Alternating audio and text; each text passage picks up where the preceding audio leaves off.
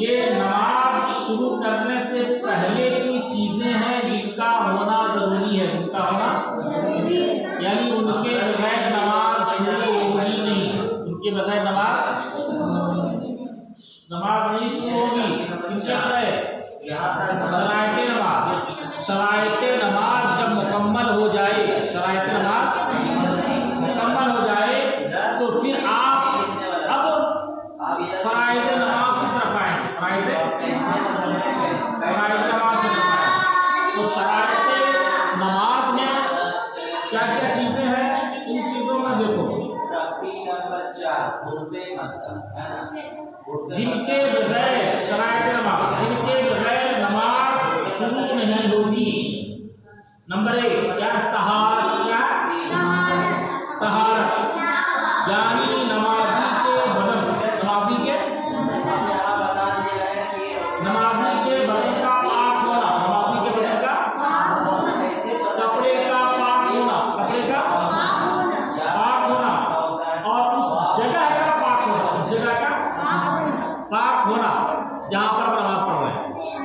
ठीक है, तो आदमी का पाक होना चाहिए, आदमी का नापाक आदमी इससे खारिज हो गया, तो बदन का पाक होना भी जरूरी है।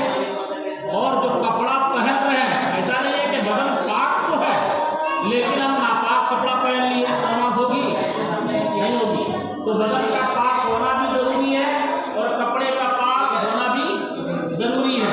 ठीक है, बदन भी पाक है, कपड़ा भी पाक है, बदन भी पाक है, कपड़ा भी पाक है, लेकिन जगह नापाक है, जहाँ पर नमाज पढ़ेंगे वो जगह नापाक है, तो नमाज होगी? नहीं होगी। ठीक है, तो क्या क्या जरूरी है? बोलो।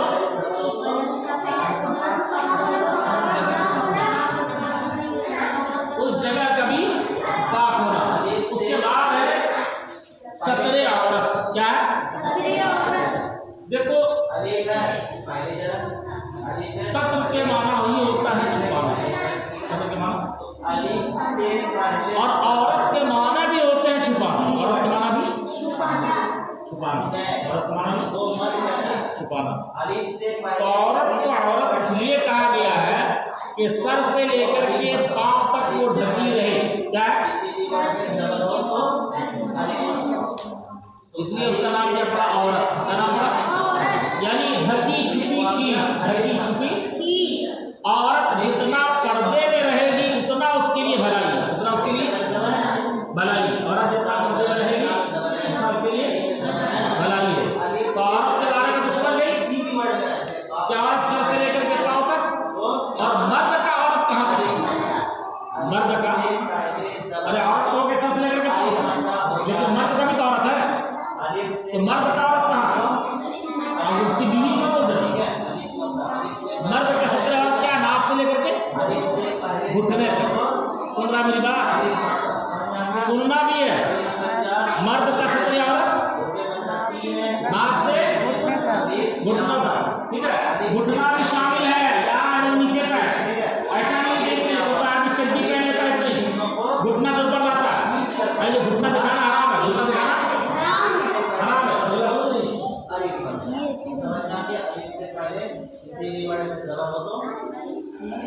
उसके बाद क्या है? बदन का पाक होना, आदमी का पाक होना, बदन का पाक होना और जगह का पाक होना। और उसके बाद सत्र औरत समझ गया, कोई दिक्कत नहीं है। ठीक है, मन का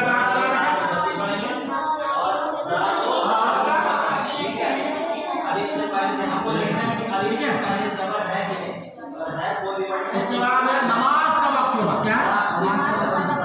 नमाज का वक्त होना भी जरूरी है। नमाज का वक्त होना भी, वक्त से पहले आप नमाज नहीं पढ़ सकते। वक्त से पहले आप, वो तो होता है ना, नमाज में अभी असर का टाइम नहीं हुआ और ज़हर का टाइम में हम निकल रहे हैं बाजार या कहीं सफर में निकल रहे हैं, तो क्या क्या बना रहे वहाँ पर टाइम नहीं मिलेगा पढ़ने का, तो ऐसा करो ज़हर का पढ़ लेते हैं, ज़हर का पढ़ ही रहे हैं, तो सब पढ़ लो, नमाज होगी नहीं। क्यों? इसलिए कि नमाज के शराइत में से है कि वक्त का होना, वक्त का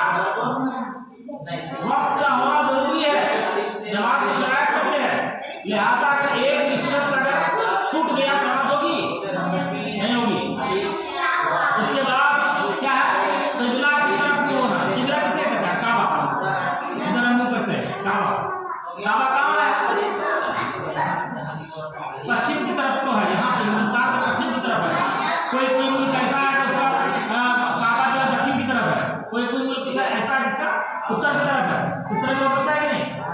क्यों हो सकता है? वो लोग स्कूल में पढ़ चुका है, तफसील में नहीं जाना, ठीक है। जब सऊदी अरब यहाँ पर है तो सऊदी अरब के इस साइड में जो है उसका क्या होगा, पश्चिम की तरफ होगा। जो सऊदी के उस साइड में है उसका पश्चिम की तरफ, उसका काबा किधर होगा, किधर की तरफ, पूरब की तरफ। और जो इस साइड में है उसका दक्षिण की तरफ, और जो इस साइड है उसका किधर होगा, उत्तर की तरफ। हम बता रहे हैं ना, उत्तर की तरफ। तो अगला की तरफ वो है, हम कहते हैं कि बदन भी पाक है, कपड़ा भी पाक है, सत्र आरोप भी छुपा हुआ है, जगह भी सब कुछ पाक है, लेकिन आप काबा की तरफ मुंह करने के बजाय पूरब की तरफ मुंह करेंगे, नमाज होगी? नहीं होगी। क्यों नहीं होगी? इसलिए कि नमाज एक शर्त छूट रही है, नमाज एक शर्त, मेरी बात समझ रहे हैं कि नहीं? एक शर्त छूट जाए तो आंसू नहीं है, शरायत नमाज से आपको है, एक भी शर्त छूट जाए तो नमाज नहीं होगी। लेकिन ये तो ठीक है, ये समझ में आता है, ये किबला की तरफ मुंह मालूम है तो हम किबला की तरफ मुंह करेंगे, मालूम है तो हम किबला की तरफ मुंह, लेकिन मालूम ही नहीं है क्या किबला की तरफ, किबला किधर हम ऐसी जगह पहुंच गए जंगल झाड़ में, और नमाज का वक्त मुझे आपको मालूम ही नहीं है कि किबला किधर है, क्या करेंगे? पूछेंगे, अगर कोई बता दिया तो ठीक है, और कोई बताने वाला नहीं है तो क्या करेंगे? बोलो,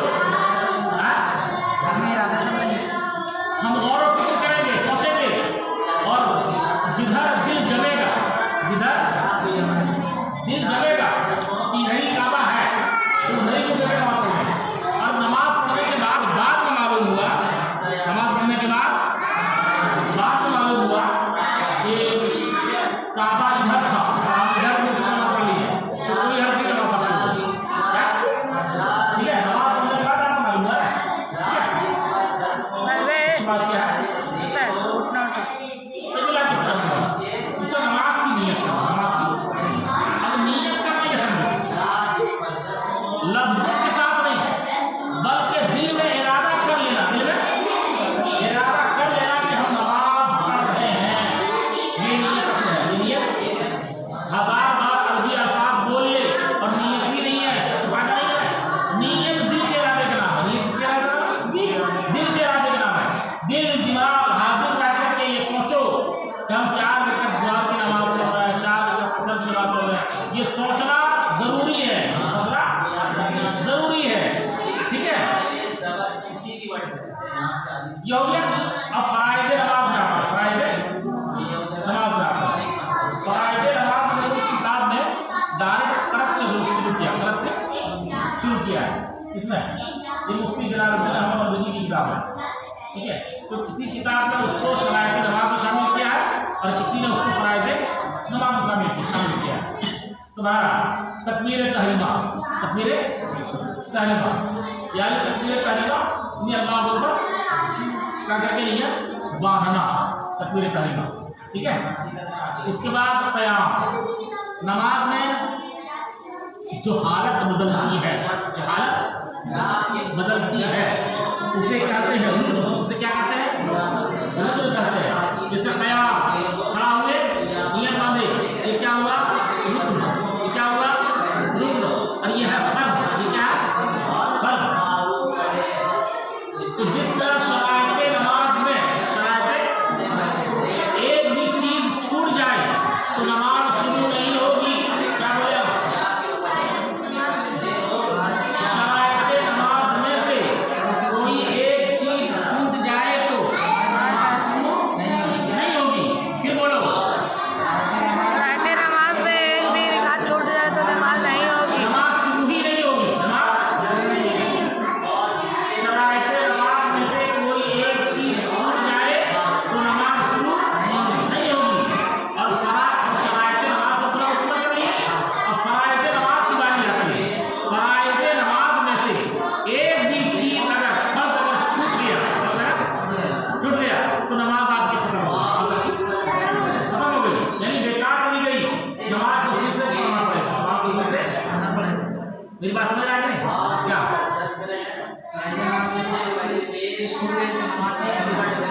हाँ, शरायत नमाज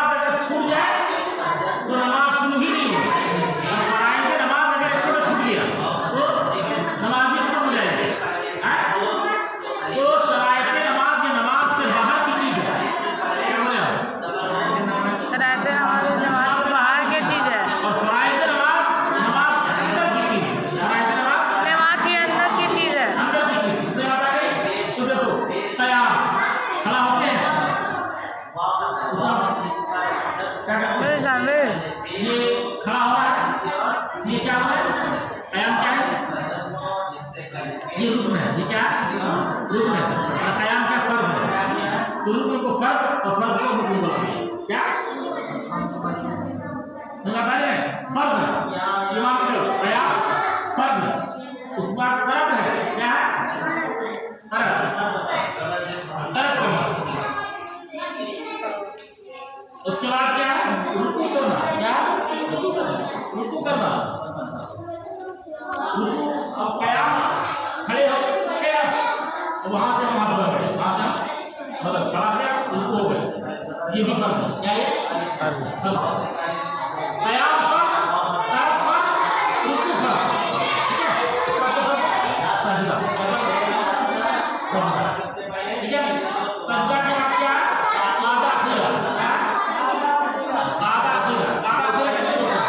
4 के अंदर आधा खीरा कब होगा? चौथी दूसरा तैयार करते हैं। अब 2 रुपये का आधा खीरा कब होगा? वही आखिरी के पास आधा खीरा। ठीक है।